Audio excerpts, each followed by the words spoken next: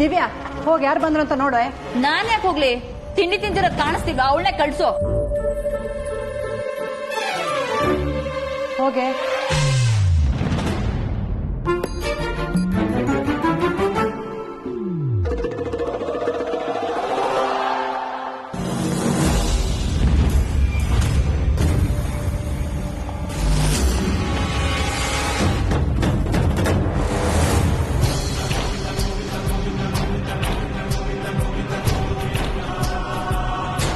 ನಿನ್ನಂತವಳನ್ನ ಬದುಕೋದಕ್ ಬಿಟ್ರೆ 100 ಜನನ ಕೊಂದಷ್ಟು ಪಾಪ ಬರುತ್ತೆ. ಅದ್ರ ಬದಲು ನಿನ್ನೆ ಕೊಂದು ಪುಣ್ಯ ಕಟ್ಕೊಳ್ಳೋದೇ ಒಳ್ಳೇದು.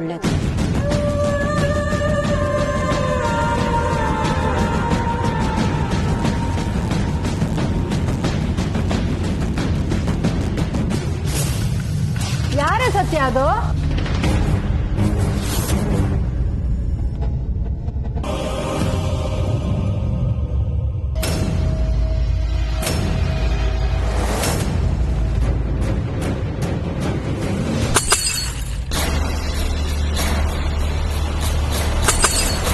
ಬುದ್ಧಿ ಹೇಳಿ ಮಗಳನ್ನ ಬದುಕಿಸ್ಕೋತ್ಯೋ ಅಥವಾ ಮಗಳು ಸತ್ಲು ಅಂತ ತಲೆ ನೀರ್ ಹಾಕೋತ್ಯೋ ನಿನಗ್ ಬಿಟ್ಟಿಟ್ಟು.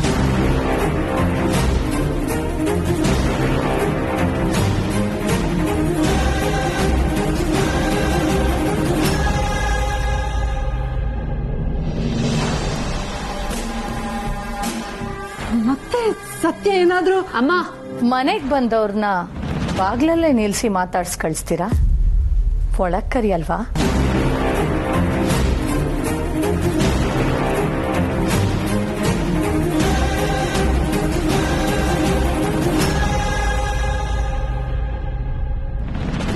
ಬನ್ನಿ ಒಳಗೆ.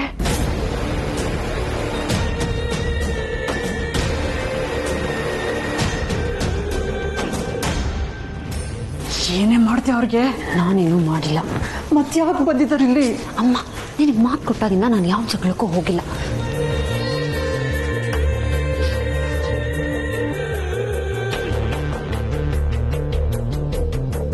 ಚೇರ್ ಹಾಕು.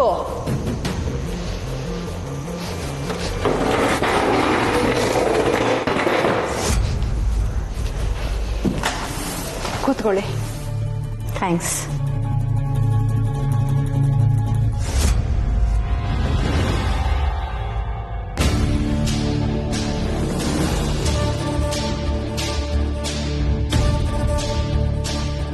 ಶಿವು,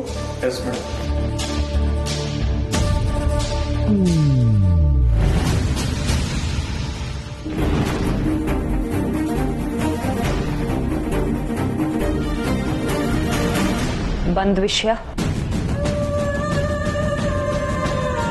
ಸತ್ಯ ಸುಮ್ನೆ ರೇ. ಅವಳು ಕೋಪ ಮಾಡ್ಕೊಳ್ಳೋದ್ರಲ್ಲಿ ತಪ್ಪೇನಿಲ್ಲ ಬಿಡಿಮ್ಮ.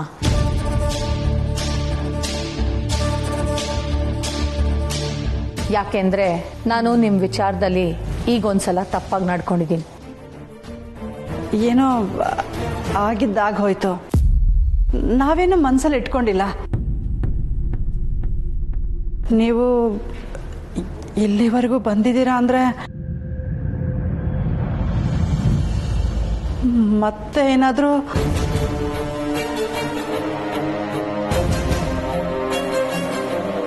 ಮತ್ತೇನಾದ್ರೂ ಗಲಾಟೆ ಮಾಡ್ಕೊಂಡೇನೆ? ನಿನ್ಗೆ ಎಷ್ಟು ಹೇಳಿದ್ರು ಬುದ್ಧಿ ಬರಲ್ಲ. ಅಮ್ಮ, ನಿನಗೆ ಮಾತು ಕೊಟ್ಟಾಗಿಂದ ನಾನು ಯಾವ ಗಲಾಟೆಗೂ ಹೋಗಿಲ್ಲ. ಅಯ್ಯಯ್ಯೋ, ಯಾಕಿಷ್ಟು ಗಲಾಟೆ? ಅವಳಿಗೇನು ಅನ್ಬೇಡಿ. ಇಷ್ಟಕ್ಕೂ ಸತ್ಯ ತಪ್ಪು ಮಾಡೋ ಹುಡುಗಿನೇ ಅಲ್ಲ.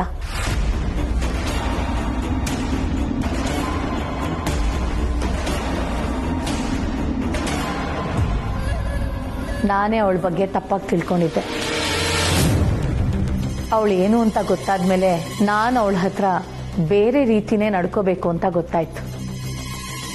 ಅಂದ್ರೆ ನೀವೇನ್ ಹೇಳ್ತಿದ್ರೋ ಅರ್ಥ ಆಗ್ತಿಲ್ಲ. ಅಂಥದ್ದೇನಿಲ್ಲ ಅಮ್ಮ. ನಿಮ್ಮ ಹತ್ರ ನಾನು ಮಾಡಿರೋ ತಪ್ಪನ್ನ ತಿದ್ಕೊಳಕ್ ಬಂದಿದ್ದೀನಿ. ಅಂದ್ರೆ ನಿಮ್ಮ ಹತ್ರ ಕ್ಷಮೆ ಕೇಳಕ್ ಬಂದಿದ್ದೀನಿ.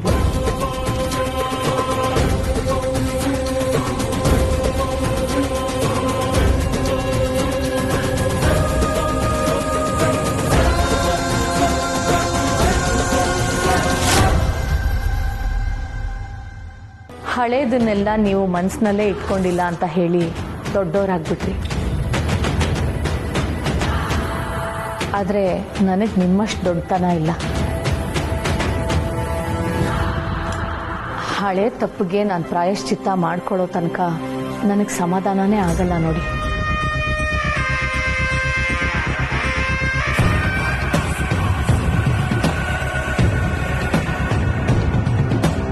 ಅದಕ್ಕೆ ನೀವಿದನ್ನು ತಗೊಂಡು ನಾನು ಮಾಡಿರೋ ತಪ್ಪನ್ನ ದಯಮಾಡಿ ಕ್ಷಮಿಸ್ಬಿಡಿ.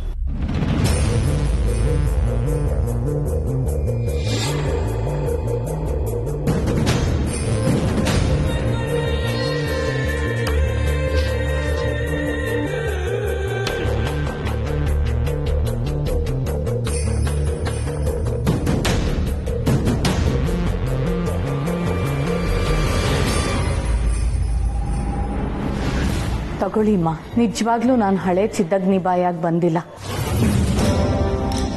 ಇಷ್ಟಕ್ಕೂ ಇದು ಗ್ಯಾರೇಜ್ ಕೃಷ್ಣ ಅವ್ರ ಮನೆ ಅಂತ ನನಗೆ ಗೊತ್ತೇ ಇರಲಿಲ್ಲ.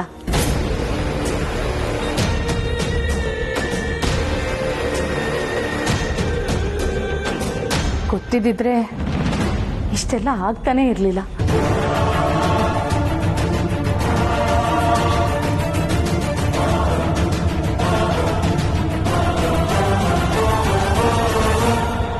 ನಿಮ್ಗೆ ನಮ್ಮಪ್ಪ ಹೇಗೆ ಗೊತ್ತು?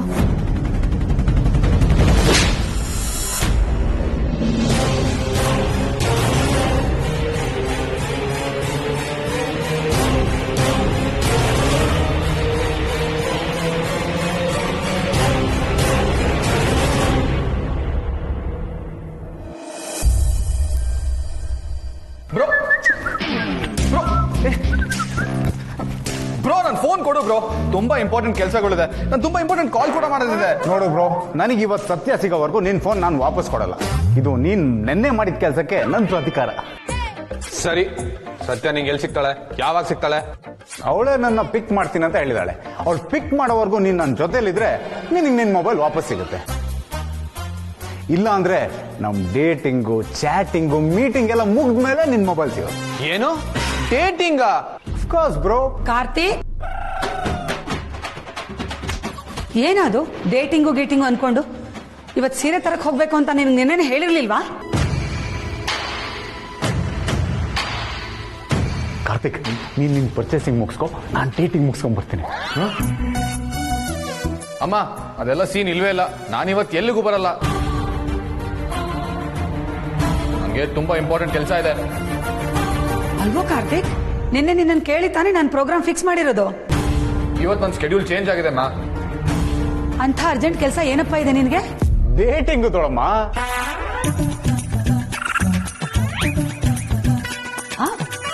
ಡೇಟಿಂಗಾ? ಏನ್ ತಮಾಷೆ ಮಾಡ್ತಿದ್ಯಾ ಕಾರ್ತಿಕ್? ಅಯ್ಯೋ ಅಮ್ಮ, ತಮಾಷೆ ಮಾಡ್ತಿರೋದು ಅವನು. ನನ್ಗೊಂದು ಇಂಪಾರ್ಟೆಂಟ್ ಆಕ್ಷನ್ ಅಟೆಂಡ್ ಆಗ್ಬೇಕು. ಯಾಕೆ ನಿನ್ನೆ ಅಪ್ಪ ಹೇಳಿದ್ ಕೇಳಿಸ್ಕೊಳ್ಳಿಲ್ವಾ? ಅಪ್ಪ ನಾನೇ ಹೋಗ್ಬೇಕು ಅಂತ ಸ್ಟ್ರಿಕ್ಟ್ ಆಗಿ ಹೇಳಿದ್ದಾರೆ. ತುಂಬಾ ಪ್ರೆಸ್ಟೀಜಿಯಸ್ ಪ್ರಾಜೆಕ್ಟ್ ಅಂತೆ. ಅದನ್ನ ಮಿಸ್ ಮಾಡಕ್ಕಾಗತ್ತಾ? ಅದು ನನಗೂ ಗೊತ್ತು ಕಣೋ. ನಿನ್ ಕೆಲಸ ಮುಗಿದ್ಮೇಲೆ ನಾನು ಅಂಗಡಿ ಲೊಕೇಶನ್ ಕಳಿಸ್ತೀನಿ, ನೀನ್ ಅಲ್ಲಿಗೆ ಶಾಪಿಂಗ್ ಬಂದ್ಬಿಡು. ನೋ ನೋ ನೋ, ನನ್ಗ ಆಕ್ಷನ್ ತುಂಬಾ ಇಂಪಾರ್ಟೆಂಟು. ಅಲ್ಲಿ ಎಷ್ಟೊತ್ತಾಗುತ್ತೋ ಏನೋ. ಬ್ರೋ, ನೀನ್ ಡ್ರಾಪ್ ಮಾಡ್ತೀನಿ ಬಾ. ಬಾಯ್. ಅಕ್ಕ, ಈಗ್ಲಾದ್ರೂ ನನ್ನ ಮಾತು ನಂಬ್ತೀಯಾ? ಕಾರ್ತಿಕ್ ಇನ್ನೂ ಮದ್ವೆಗೆ ರೆಡಿ ಇಲ್ಲ ಅಕ್ಕ.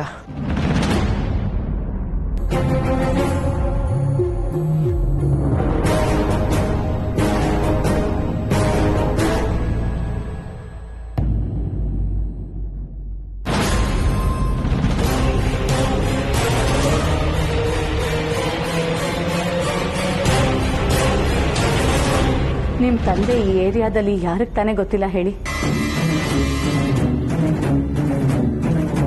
ಬಹಳ ವರ್ಷಗಳ ಹಿಂದೆ ನಡೆದ ಘಟನೆ.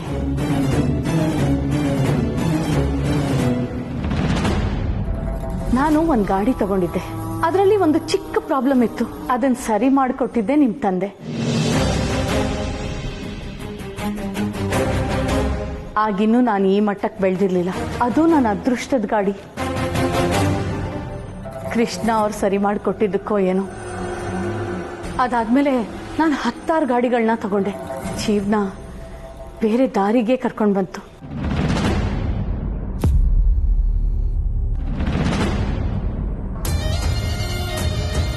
ಒಂದರ್ಥಕ್ಕೆ ನಾನು ಈ ಮಟ್ಟಕ್ಕೆ ಬರೋದಕ್ಕೆ ಕೃಷ್ಣ ಅವರು ಕಾರಣ.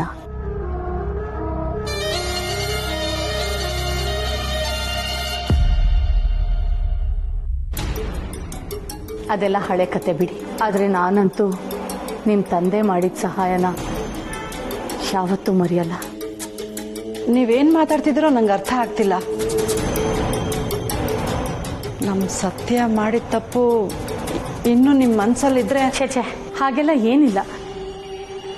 ಕೃಷ್ಣ ಅವರು ಮೆಕ್ಯಾನಿಕ್ ಆಗಿದ್ರು, ಈಗ ಸತ್ಯನೂ ಅದೇ ಕೆಲಸ ಮುಂದುವರ್ಸ್ಕೊಂಡು ಹೋಗ್ತಿದ್ದಾಳಲ್ಲ, ಅದಕ್ಕೆ ಹಾಗಂದೆ. ಇದರಲ್ಲಿ ಯಾವ ಒಳ ಅರ್ಥನೂ ಇಲ್ಲ, ಗೂಢ ಅರ್ಥನೂ ಇಲ್ಲ. ಸತ್ಯಂಗೂ ನನಗೂ ಸ್ವಲ್ಪ ಇರ್ಸು ಮುರ್ಸು ಹಗ್ಗ ಜಗ್ಗಾಟ ಆಗಿದ್ದು ನಿಜಾನೇ.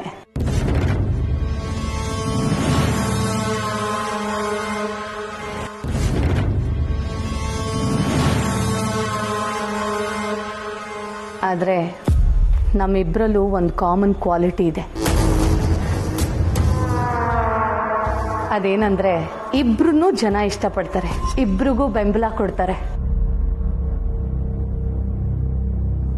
ಒಂದಲ್ಲ ಒಂದರ್ಥದಲ್ಲಿ ನಾವಿಬ್ರು ಸಮಾಜ ಸೇವಕರೇ. ಎಲ್ಲೋ ಒಂದ್ ಕಡೆ ನಾವು ಮಾಡೋ ಕೆಲಸದ ಉದ್ದೇಶ ಒಂದೇ ಆದಾಗ ವೈರತ್ವ ಯಾಕೆ ಬೇಕು ಹೇಳಿ?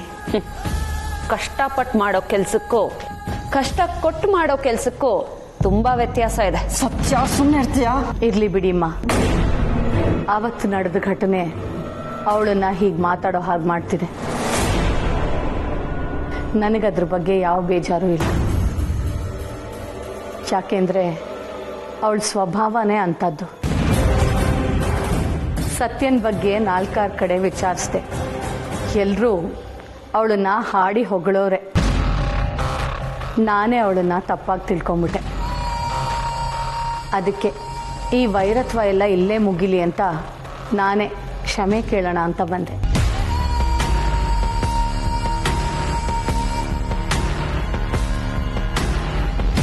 ಸತ್ಯ ಮನಸ್ಪೂರ್ವಕವಾಗಿ ನಾನು ಕೇಳ್ಕೊಳ್ತಾ ಇದ್ದೀನಿ, ದಯವಿಟ್ಟು ನನ್ನ ಕ್ಷಮಿಸ್ಬಿಡಮ್ಮ.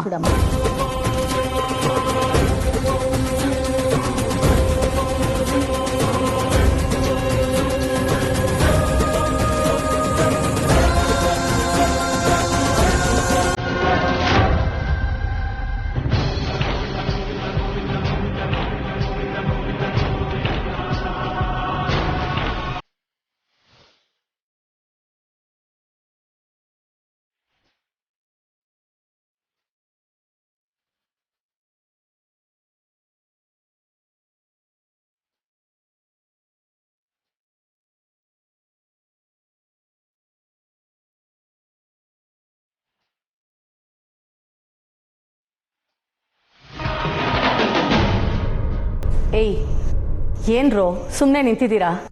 ಬೆಂಕಿ ಬಿರುಗಾಳಿ ಒಂದಾಗೋದು ತುಂಬ ಅಪರೂಪ. ಫೋಟೋ ತೆಗಿರಿ.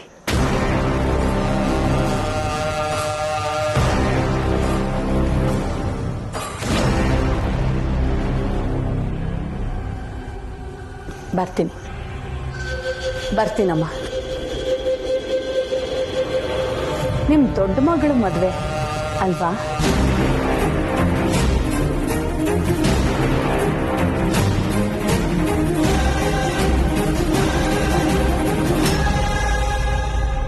ನಿಮಗೇನೇ ಸಹಕಾರ ಬೇಕಾದರೂ ನನ್ನ ಕೇಳಿ.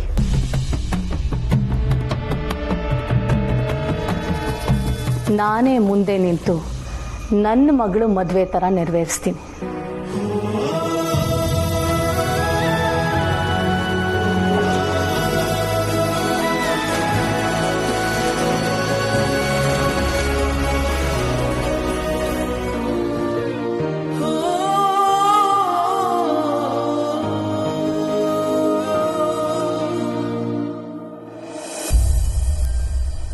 Next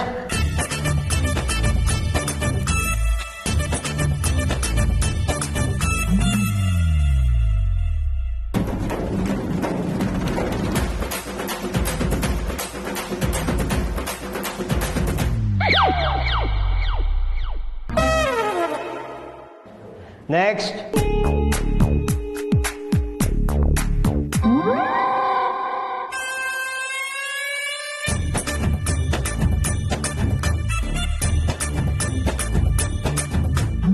next.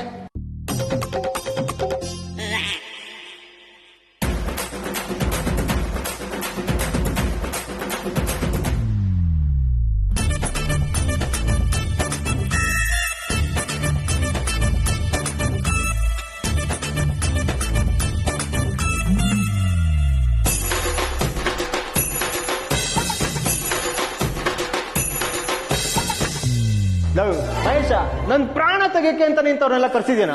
ಇಂಥವ್ರನ್ನೆಲ್ಲ ಸೆಲೆಕ್ಟ್ ಮಾಡಕ್ಕಾಗುತ್ತೇನ? ಆರ್ಟಿಸ್ಟ್ಗಳನ್ನ ಸೆಲೆಕ್ಟ್ ಮಾಡೋದು ಅದು ಸುಲಭ ಅಲ್ಲ. ಆಕ್ಟ್ ಮಾಡಿಸೋದು ಈಸಿ, ಆರ್ಟಿಸ್ಟ್ಗಳನ್ನ ಸೆಲೆಕ್ಟ್ ಮಾಡೋದು ತುಂಬಾ ಕಷ್ಟ. ಈಗ್ಲಾರು ಗೊತ್ತಾಯ್ತಾ ಸಿನಿಮಾದವ್ರಿಗೆಲ್ಲ ಎಷ್ಟು ಕಷ್ಟ ಇರ್ತದೆ ಅಂತ? ಆಯ್ತಪ್ಪ, ನೆಕ್ಸ್ಟ್ ಕರ್ಸು. ಸರ್, ಈಗ ಬರ್ತಿರೋರು ಎವ್ವಿ ಆರ್ಟಿಸ್ಟು ಸರ್. ಅವರೇ ನಾಟಕ ಬರೆದು ಡೈರೆಕ್ಟ್ ಮಾಡಿ ಆಕ್ಟ್ ಮಾಡ್ಬಿಡ್ತಾರೆ. ಅದ್ರಲ್ಲೂ ಕೌರವೇಶ ದುರ್ಯೋಧನ ಆಕ್ಟ್ ಅಂದ್ರೆ ಆಹಾ ಎತ್ತಿದ ಕೈ ಸಾರ್. ಎತ್ತಿದ ಕೈ ಆದ್ರೆ ಸರಿ, ಕೈ ಎತ್ಕೊಳ್ತಾ ಇದ್ರೆ ಸಾಕಪ್ಪ. ನನಗೆ ಗೊತ್ತು ಬಿಡಿ ಸಾರ್. ಸದಣ್ಣ ಸರ್, ನಾನೇ ಬರೆದಿರೋ ಒಂದು 2 ಡೈಲಾಗ್ ಇದೆ, ಹೇಳ್ಬಿಡ್ಲೆ ಸರ್? ಆಯ್ತು, ಯಾವ್ದೋ ಒಂದೆರಡು ಹೇಳಪ್ಪ. ನನ್ನನ್ನು ನೋಡಿ ನಕ್ಕ ಪಾಂಚಾಲಿಯನ್ನು ಎಳೆದು ತಂದು ಅವಳ ವಸ್ತ್ರವನ್ನು ಸೆಳೆದು ಸಭೆಯಲ್ಲಿರುವವರೆಲ್ಲವರು ನೋಡಿ ನಗುವಂತಾಗಲಿ.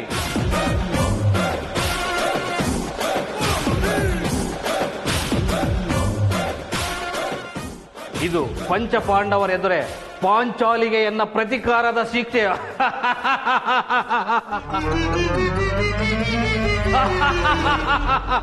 ಆಹಾ ಸದಣ್ಣ, ಎಂತ ಡೈಲಾಗ್ ಹೊಡೆದಣ್ಣ.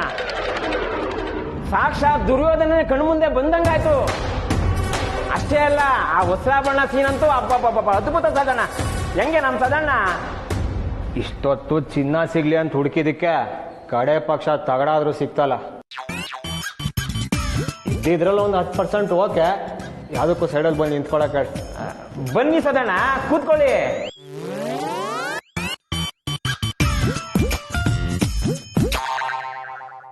ಸರ್, ಇದು ಬೀದಿ ಕಂಪ್ನಿ ನಾಟಕ ಅಲ್ಲ ತಾನೆ? ಅದೇ ಸರ್, ಆರ್ಟಿಸ್ಟ್ಗಳೇ ದುಡ್ಡು ಹಾಕ್ಯಂದು ಶೋ ಕೊಡ್ತಾರಲ್ಲ, ಆ ಥರ ಎಲ್ಲ ಇದ್ರೆ ನಾ ಮಾಡಲ್ಲ. ಇನ್ನೂ ಸೆಲೆಕ್ಟೇ ಆಗಿಲ್ಲ, ಆಗ್ಲೇ ಈ ಲೆವೆಲ್ಗೆ ಸ್ಕೋಪ? ಅಲ್ಲ ಸರ್, ಈ ಜಾಗ ನೋಡಿದ್ರೆ ಯಾವುದೋ ಲೋ ಬಜೆಟ್ ಸಿನಿಮಾ ಅನಿಸ್ತು, ಅದಕ್ಕೆ ಕೇಳಿದೆ. ಓಹೋ, ಈ ದಿಮಾಕ್ಗೇನು ಕಡಿಮೆ ಇಲ್ಲ. ಇನ್ನೇನ್ ನಿಮ್ ರೇಂಜ್ಗೆ ಏನ್ ಬಾಲಿವುಡ್ ಸಿನಿಮಾನ ತೆಗಿಸ್ಬೇಕು? ಸದಣ್ಣ ಎದ್ರಕಂಬೇಡಿ, ಪ್ರೊಡ್ಯೂಸರ್ ಇದಾರೆ.